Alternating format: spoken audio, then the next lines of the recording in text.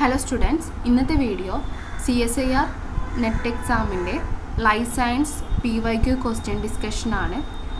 June 2024 നടന്ന shift 1 എക്സാമിൻ്റെ questions ആണ് നമ്മൾ ഇന്ന് ഡിസ്കസ് ചെയ്യാൻ പോകുന്നത്. ബി പാർട്ടിലെ ക്വസ്റ്റ്യൻ ആണ് നമ്മൾ ആദ്യം നോക്കുന്നത്. ക്വസ്റ്റ്യൻ നോക്കാം. A plant is not watered for 7 days. Leaf and root water potential are measured every 2 hours starting from day 1 till day 7. Which one of the following is least likely to happen? Options are given. Option 1, pre-dawn leaf water potential declines over the 7 days. 2, leaf water potential shows a diurnal cycle of high and lows. Option 3, root water potential falls below leaf water potential at night. Option 4, root water potential fluctuate between day and night. The correct answer is option 3, root water potential falls below leaf water potential at night.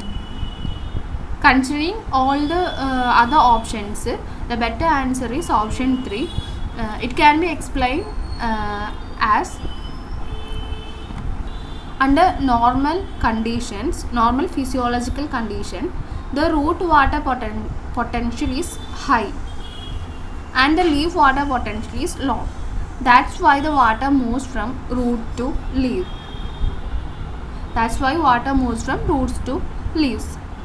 So when water scarcity occurs, this becomes opposite. So the water potential in root falls and the water potential in leaf compared to the water potential in leaf. Okay. Next question is, which of the following trait is not characteristics of R-selected tree species? Option 1, mortality and reproduction are strongly depend on population density. Option 2, tend to occupy habitat that are unpredictable and or ephemeral. Option 3, thrive in habitats where resource competition is low. Option 4, have superior capabilities to colonize new habitats. Before that, let's consider what is R-selected and K-selected species. Let's compare R-selected and K-selected species. R-selected are many young, they are very small, and K-selected are few young. R-selected, little or no parental care is needed, low energy investment in young ones. K-selected, lot of parental care and high energy investment in young one. R-selected സ്പീഷീസിലാണെങ്കിൽ ചെറിയ bacteria പോലുള്ള populations അല്ലെങ്കിൽ ആൾക്കാരാണ് R-സെലക്ഷൻ bacteria എക്സാമ്പിളായിട്ട് എടുത്താൽ മതി. So അത് ഒരുപാട് ഉണ്ടാവുമല്ലോ bacteria. അപ്പോൾ K-സെലക്റ്റഡിൻ്റെ example is a human. So വളരെ കുറച്ച് മാത്രമേ ഫ്യൂ മാത്രമേ ഉണ്ടാവുള്ളൂ. അതുകൊണ്ട് തന്നെ അതിന് കുറേ പാരൻ്റൽ കെയർ കൊടുക്കണം, ഹൈ എനർജി ഇൻവെസ്റ്റ്മെൻറ്റ് കൊടുക്കണം അറ്റ് യങ് സ്റ്റേജ്.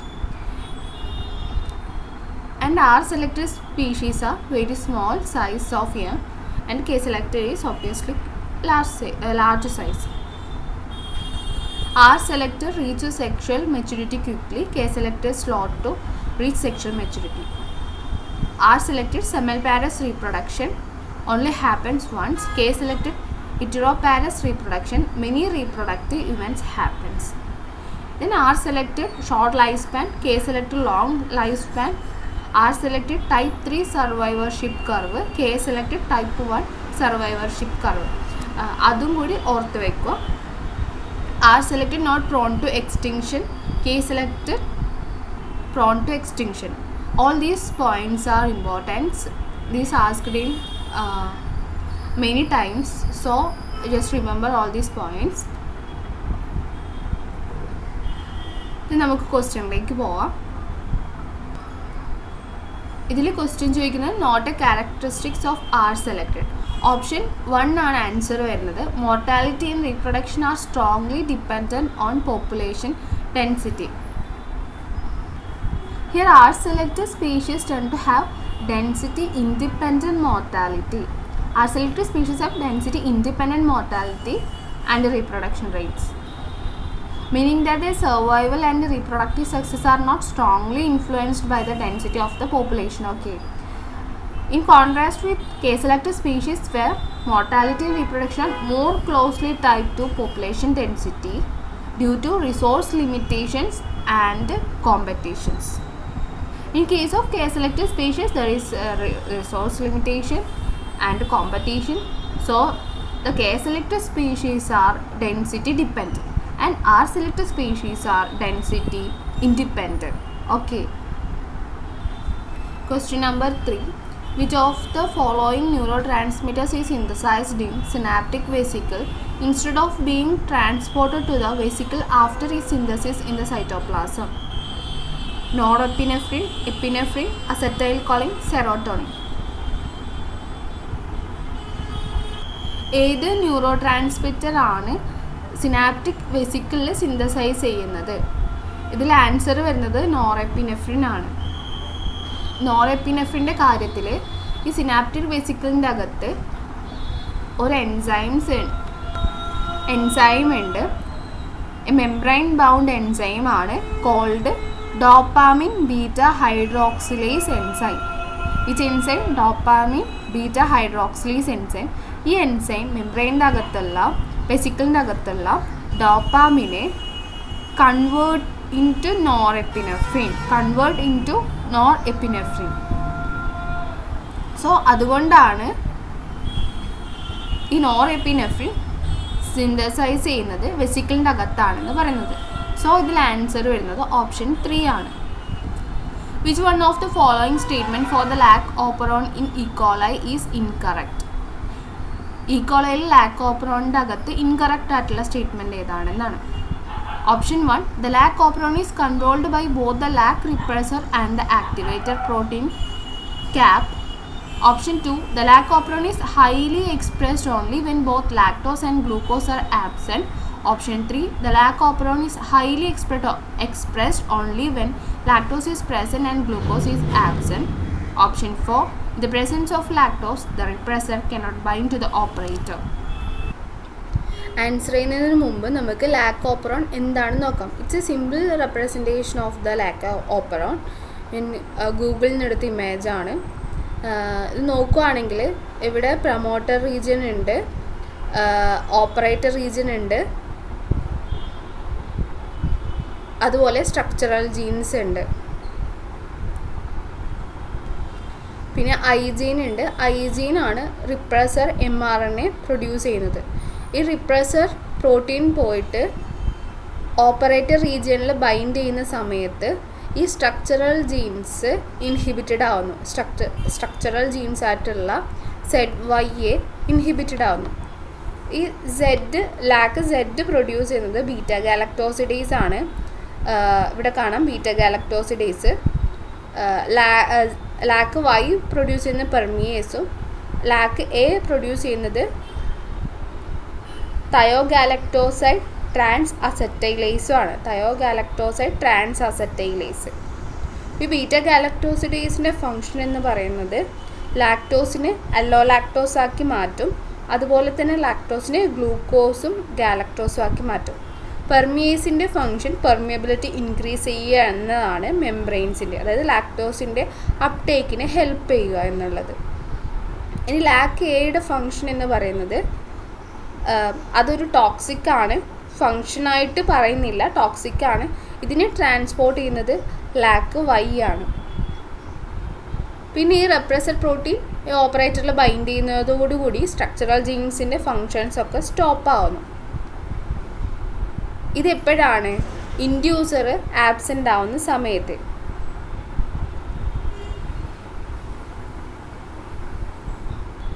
ഇനി ഇൻഡ്യൂസർ പ്രസൻറ്റ് ആയിട്ടുള്ള സമയത്ത് എന്താവും? ഈ ഇൻഡ്യൂസർ ഈ റെപ്രസർ mRNAയിൽ ബൈൻഡ് ചെയ്തിട്ട് റെപ്രസൻ പ്രോട്ടീൻ്റെ സിന്തസിസിനെ സ്റ്റോപ്പ് ചെയ്യും. അപ്പോൾ റെപ്രസർ ഇല്ല.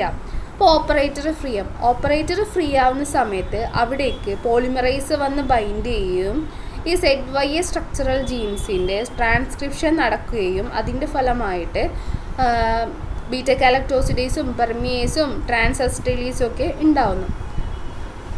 അങ്ങനെ ഈ ബീറ്റ ഗാലക്ടോസിഡേസ് ലാക്ടോസിനെ ഗ്ലൂക്കോസും ഗാലക്ടോസും ആക്കി മാറ്റുന്നു. ഈ ഇൻഡ്യൂസർ എന്ന് പറയുന്നത് ഇവിടെ ലാക്ടോസ് ആണ്. ആദ്യത്തെ ലാക്ടോസ് ഇല്ലാത്ത കണ്ടീഷനിലും പിന്നീടുള്ളത് ലാക്ടോസ് ഉള്ള കണ്ടീഷനിലും ഈക്കോളൈൻ്റെ അകത്ത് നടക്കുന്ന ഓപ്പറോണാണ് ഈ കാണിക്കുന്നത്. ഇത് വെച്ചിട്ട് നമുക്ക് ആൻസർ ചെയ്യാം. ഇതിൽ നമ്മൾ 2 ആൾക്കാരെ കൂടി പഠിക്കുന്നത്, ആക്ടിവേറ്ററും റിപ്രസറും. ആക്ടിവേറ്റർ എന്ന് പറയുമ്പോൾ ഈ ഓപ്പറോണെ ആക്റ്റീവ് ചെയ്യുന്ന ആൾക്കാർ. റിപ്രസറാണ് ജീൻ ഐ ജീൻ പ്രൊഡ്യൂസ് ചെയ്യുന്ന നേരത്തെ കണ്ട റിപ്രസർ. ഇപ്പോൾ ആക്ടിവേറ്ററിൻ്റെ എക്സാമ്പിളാണ് ക്യാപ്പ്. ഇപ്പോൾ നോക്കുകയാണെങ്കിൽ ഇൻകറക്റ്റ് സ്റ്റേറ്റ്മെൻ്റ് ആണ് കണ്ടുപിടിക്കേണ്ടത്. The lac operon is controlled by both the lac repressor and the activated protein cap. Yes, ഇത് കറക്റ്റാണ്. റിപ്രസറും ആക്ടിവേറ്റഡ് പ്രോട്ടീനും കൺട്രോൾ ചെയ്യുന്നുണ്ട്. Lac operon is highly expressed only when both lactose and glucose are absent. ഇത് തെറ്റാണ്. അപ്പോൾ option 2 ആണ് incorrect വരുന്നത്. തേർഡ് ഓപ്ഷൻ നോക്കാം. Lac operon is highly expressed only when lactose is present and glucose is absent. കറക്റ്റാണ്.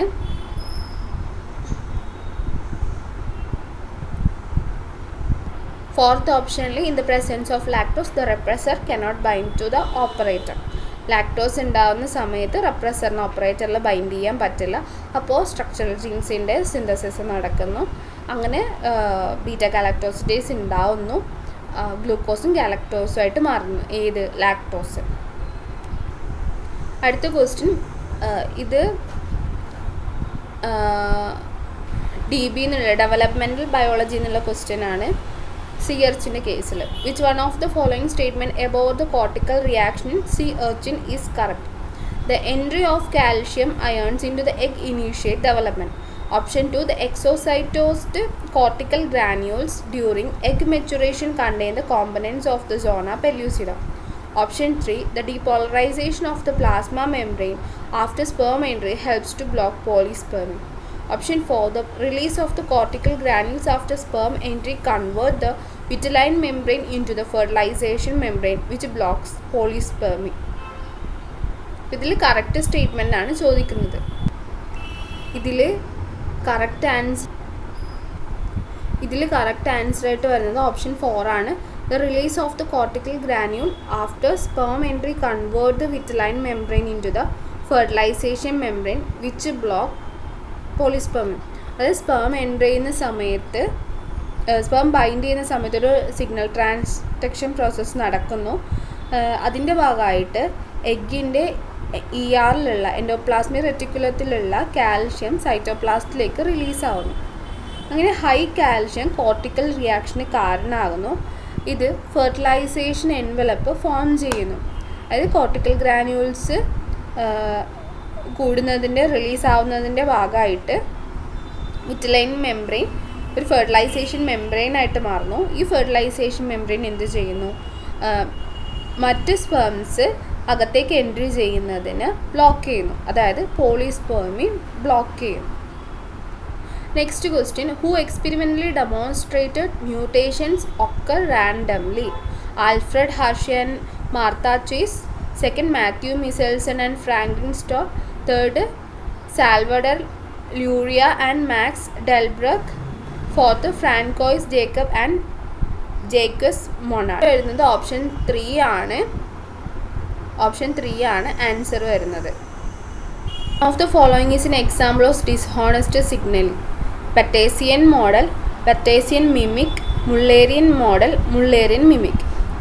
Answer വരുന്നത് Batesian മിമിക്കാണ്. ഇതെന്ന് വെച്ചാൽ ഒരു ഓർഗാനിസം വേറൊരു ഓർഗാനിസത്തിനെ മിമിക് ചെയ്യും.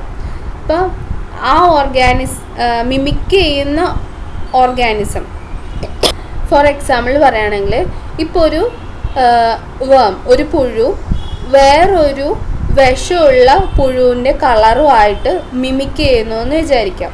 അപ്പോൾ ഈ പുഴുവിനെ ഇതിന് ആ ഒരു വിഷമുള്ള പുഴുവിൻ്റെ കളറുള്ളതുകൊണ്ട് ഈ പുഴുവിനെ ഇതിൻ്റെ പ്രെഡേറ്റേഴ്സ് ഒന്നും കഴിക്കില്ല. കാരണം ഇതിന് വിഷമുണ്ടെന്ന് വെച്ചിട്ട് ആക്ച്വലി ഇതിന് വിഷമൊന്നുമില്ല, നോർമൽ ഒരു പുഴുവായിരിക്കും. ഇതിനെയാണ് നമ്മൾ ബറ്റേസിയൻ മിമിക് എന്ന് പറയുന്നത്. സോ ഇതൊരു ഡിസോണസ്റ്റ് സിഗ്നലിംഗ് ആണ്. സോ ഇതാണ് ഓപ്ഷൻ 2 ആണ് ആൻസർ ആയിട്ട് വരുന്നത്. ഇനി ഇത്രയും ക്വസ്റ്റ്യൻസ് ആണ് ഡിസ്കസ് ചെയ്തിട്ടുള്ളത്. നെക്സ്റ്റ് പാർട്ടിൽ അടുത്ത ബാക്കി ക്വസ്റ്റ്യൻസ് ഡിസ്കസ് ചെയ്യാം. അപ്പോൾ ആദ്യമായിട്ട് കാണുന്നവരാണെങ്കിൽ ചാനൽ സബ്സ്ക്രൈബ് ചെയ്യുക, അതുപോലെ ലൈക്കും ചെയ്യുക. Thank you.